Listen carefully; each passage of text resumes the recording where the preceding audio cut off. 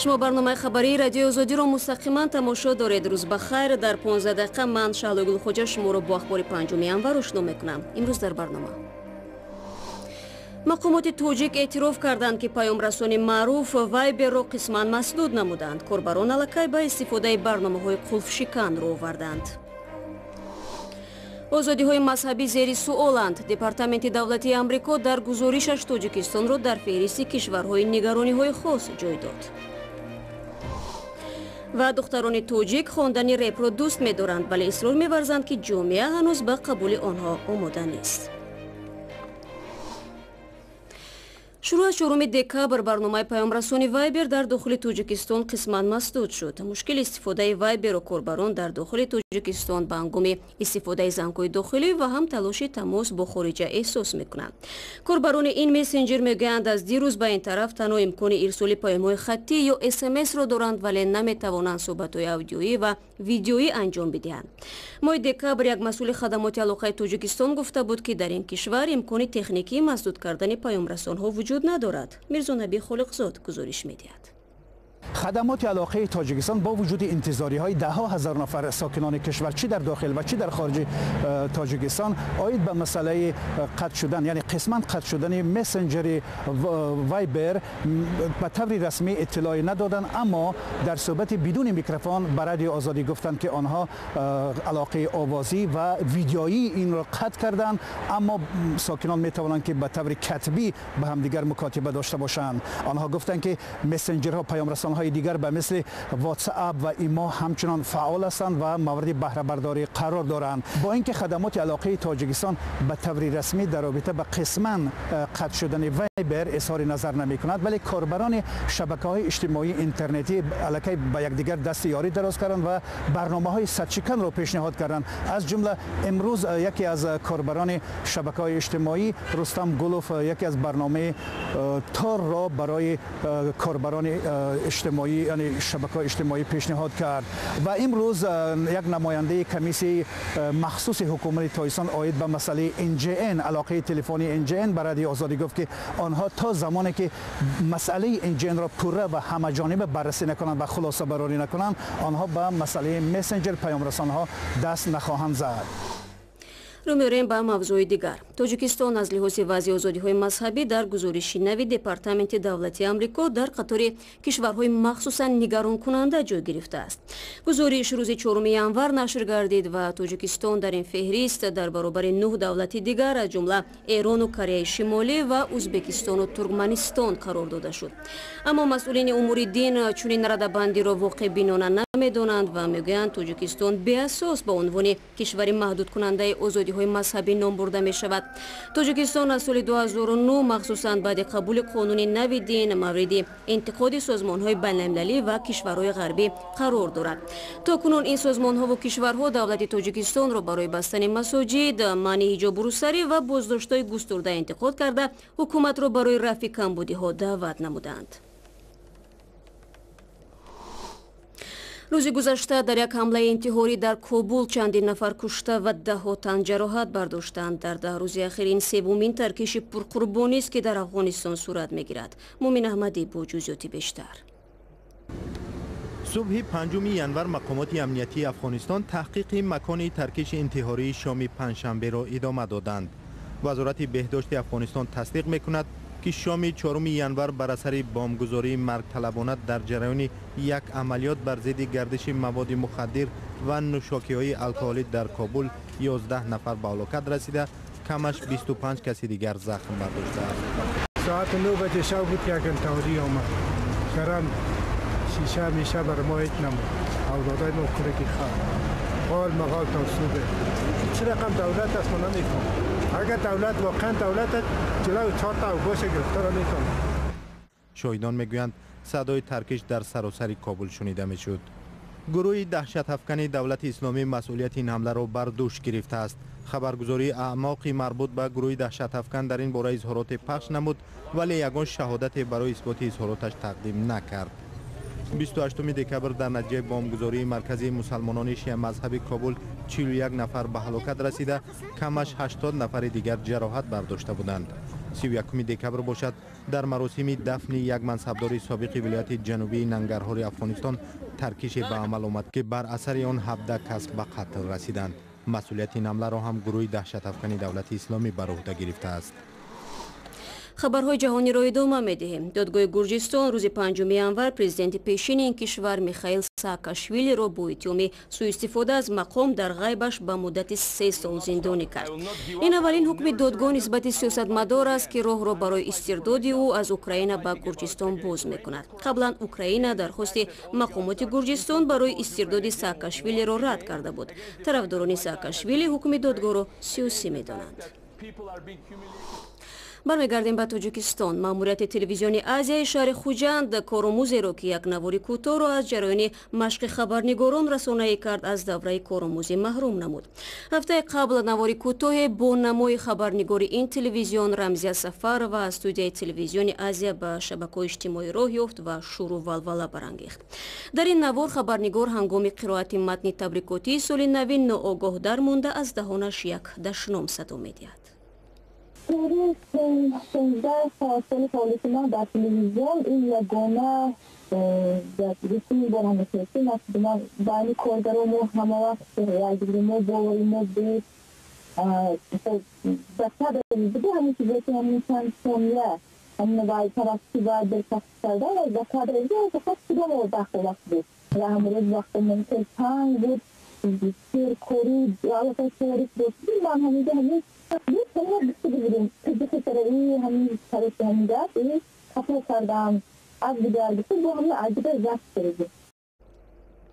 مسئولان تلویزیون آزیا میگویند این نوار تنها از جریان آمادگی به ثبت است و به افیر تلویزیون راه نیافته است. البته قضیه مجری تلویزیون رمزی سفر و استثنایی است، ولی طوری به نظر می رسد در جامعه تاجیکستان در عموم استفاده الفاظ قبیح به هنگام معاشرت به فرهنگ بد تبدیل یافته است. کار به جای کشیده است که فرهنگیان تاجیک هر یک با طور خود با چنین دغل گفتاری ها مبارزه می برند. سرانگیز نوروشو همین موضوع را تحلیل کرد.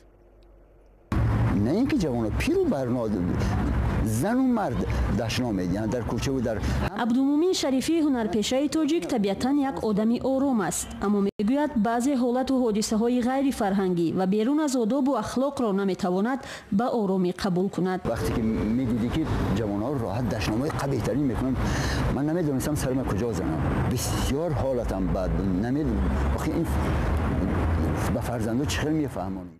این هنرپیشه تاجیک بعضاً با پند و نصیحت و بعضاً هم با بحث در مقابل چنین دایره‌های و محیط اعتراض میکند. بعضش عذر میپرسید، بعضش خوب به خوبی میگفتم برادر دادر جان پسر جان چرا خیر، بعضش خوب شرم میدارم میگه چیکار کنم عادت کردم. فرهنگیان تاجیک در دایره غیر قابل قبول به ارزش و اخلاق خود احساس درد و ناراحتی میکنند. برخی با اندیشه‌ای که بی‌طرفی بی‌شرفی است با راه و عمل و برنامه‌های مختلف تلاش میکنند مبارزه برند. سینا عمرزاده کتابداری مرکزی آشیان دانش است، میگوید بعضا وقتی پند و نصیحتش به گوش نفری دغل و بد اخلاقی نمیخورد از مغازه خود یک کتاب به او تقدیم میکند. امروز یک کتاب پند و حکمت لقمان حکیمه به او هدیه کردم. بعد از یک ماه آمد خیلی دیگر بود، شرم میکرد و خواست مبلغ همون کتاب را پرداخت کند و کتاب‌های دیگر پرسید. رفتار و کرداری نامقبول برخی را گوشه‌نشین کرده است. دوری از چنین محیط را این گروه افضل می‌دانند. گلچهره رجب‌علی و تجربه 40 ساله کار در ساحه علم را دارد. به گفته او تمام مشکلات دیگر از جمله ناعدالتی و ناحقی از بی‌فرهنگی منشأ می‌گیرد. دیدم که اصلاح کردن نمیتوانم و مجبور شدم مثلا چیکار کنم از ساحه علم رفتم، حتی کار قریب تیارم رو از بحرش گذاشتم، کار علمی تیارم رو. برای اصلاح وضع و بالا بردن فرهنگ و مطابق کردن محیط به طبیعت خود مصاحبان ما پیشنهادهای جالب هم دارند. من نمیدونم کاش مثلا حکومت اقلا دوشنبه شهر یک قراری می برآورد، یک کاری میکرد که همین دشنام و همین رفتارهای زشت در دوشنبه مثلا در پایتخت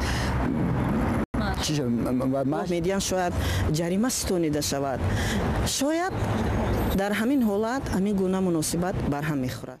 таҳлилгарон мегӯянд дар тоҷикистон махсусан баъди ҷанги шаҳрвандӣ хашму ҷаҳл боло гирифт ва амалҳои ношояму бадахлоқӣ ва дағалӣ рӯ ба афзоиш овард. афроди табиатан ҳассоси фарҳангӣ ки касбу кори мухталиф доранд ва дар ин муҳит рӯҳан азият мекашанд мегӯянд шояд ба сахтӣ аммо мешавад вазъу фазоро тағйир дод. фақат бояд ҳар кас ба гуфтаи онҳо дар чунин муҳит худро масъул бидонаду таъсир гузорад. барномае ки дар бораи ҷинояти ҷамъӣ ва фасод гузоришҳо омода мекунад мегӯяд Амонулло Укумов ва хонаводаи ӯ дар Москав ва ду шаҳри сайёҳии ҷумҳурии Чех моликият доранд. Журналистони муҳаққиқи фасод дар матлаби таҳқиқотии худ навиштанд ки гӯё собиқ раиси роҳи оҳани Тоҷикистон барои харидории сохтмонҳои боҳашамат беш аз $10 миллион сарф намудааст. Ин созмон мегӯяд Укумови 66 сола соли 2014 аз мақомаш канор рафт ва бознишаста шуд, вале таҳқиқоти журналистӣ онҳо собит кардааст ки хариди ин моликият дар Чехия соли 2012 дар замони сари кор будани ӯ ва баъди он сурат гирифтааст. ва як мавзӯи фарҳангӣ зоҳиран репсароӣ дар Тоҷикистон ба оҳистагӣ симои занона касб мекунад. теъдоди ҳарчи бештари духтарони тоҷик бо ҳамин васила ҳарфи дилашонро ба атрофиён мерасонанд, ҳарчанд аксарияти онҳо аз бими бархурди номуносиби ҷомеа дар нисбати худ аз нишон додани чеҳраашон меҳаросанд. яке аз онҳо дар суҳбат бо ҳамкорони мо гуфт бо вуҷуди монеаҳо барои ёфтани мавқеи худ талош мекунад. Ман омӯзгори фани флейта ҳастам. Ман фақат ба кӯдакон ва наврасон аст. Кор ба кӯдакон ва наврасон хеле қин аст. Санъаткор хеле одами қин аст ва фаҳмидан лозим аст. Зиёда найнавози оркестри президентӣ ва узви ансамбли консерваторияи миллии Тоҷикистон аст. мусиқии классикӣ ба ман ин ҳамчун янги алай модар аст. аммо на танҳо ин ҷо балки ҷои дигар ҳам худро ёфтааст. Привет из космоса в скафандре, Ники на связи, прием, как там у вас дела? Все те же... 10 сол дошт ки бародараш ба репсароӣ шурӯъ кард ва Зиёда хонандаи мактаби мусиқии Зиёдулло Шаҳидиро ба худ кашид. Tupac, потом Доктор Дре, Snoop Dogg, Eminem. Байд инҳоро ман гӯш мекардам ва мехостам ки аз ҷиҳати худам барорам ҳамин ҷанри мусиқиро. Зиёда мушкили хонаводагиашонро ҳам як сабаби ба реп рӯ овардан медонад. Дабани падару модари ман фанӣ буд. Ҳамон вақт ман наметонистам вайдо гап занам ки то што дар кор нест, мисол ихелӣ накунед. Ман ихелӣ одамам ки чизе ки ман дар дилам дар ниятам ҳаст, ман дар ягон кас гуфта наметавонам. Майра дар худам ҷамъ карда меистам ва ин як сиёҳӣ ҷамъ мешавад. Яъни сиёҳӣ ба реп биромад.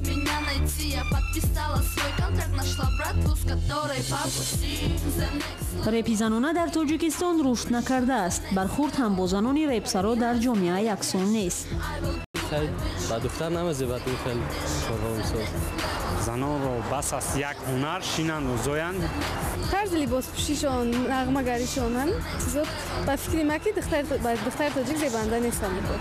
масалан вақте онҳоро мехонанд дар байни ҷомеа онҳоро ба мисли масхара мекунанд ки ин хуб нест. ба духтар намезебад барои он ки ин касби писар аст. духтаро якмиш ки хай коршон дигар репхонӣ намезебад тамоман духтар да ин кори духтарӣ нест. чаро писарон хонда мешавонисанд духтарон не? духтарон ҳам истеъдод доранд. Амин духтар чи у репхониаш чи? Если человеку это нравится, почему он не должен этим заниматься? халқи тоҷикӣ мусулмонӣ ба тоҷикҳо мумкин нест. Омада мердоштум некира дарк накади. адияша қаблан дар қитъаҳои репӣ нақарот месароид ва ҳоло худаш тарона менависад. намехоҳад хешовандонаш репхониашро бидонанд. баъд рости хонагиамам зиданд. бо вуҷуди он ки баъзе аз духтарони тоҷик мисли Зиёда барои ёфтани ҷойгоҳ талош меварзанд, репро ҳаққи фарҳангии худ меҳисобанд, ҳанӯз ҳам аксар занони репсаро дар баробари тасаввурот ва таассуб дар ҷомеа худро нотавон мебинанд. И будем квиты, когда у меня железо в ладони набито. Устрою всем пифа, прощай, бомбита. барнома имрӯзро анҷом медиҳем. ташаккур ки бо мо ҳастед. барори кор ва фардо шуморо дар ҳамин вақт мунтазирем.